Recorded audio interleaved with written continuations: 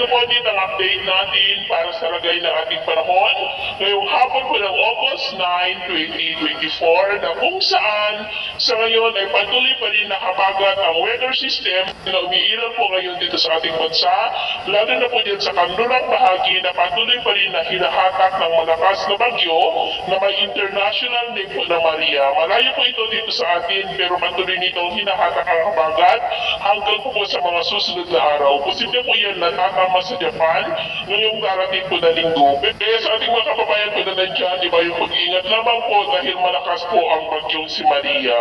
Pero unti-unti po na paglayo ng bagyong si Maria ay posible muli na may mabuong mga banta ng sama ng panahon din sa taas na patuloy po nahahatak at magpapalakas ng habagat sa mga susunod pa na araw. Pero sa kabila po niyan ay wala ka naman pong bagyo na namamataan na tatawid po dito sa ating kalupaan hanggang po sa susunod na 2 linggo. At sa lagay ng ating panahon, ngayong hapon ay maulap ang kalangitan with isolated light to heavy rain sa malaking bahagi ng Mindanao, ilang bahagi ng Panay Island, Negros, Bohol, Leyte, Eastern Samar, Mimaropa, ilang bahagi ng Calabarzon, Metro Manila, Central Luzon, ilang bahagi ng Cagayan Valley, Cordillera at Ilocos Region na posibleng magtuloy-tuloy ang mga isolated rains sa ilang bahagi po ng ating bansa hanggang mamayang gabi, kaya mag-ingat po tayo dahil lalo na posibleng may kalakasan ng mapag-ulan, lalo na po dyan sa may Mindanao.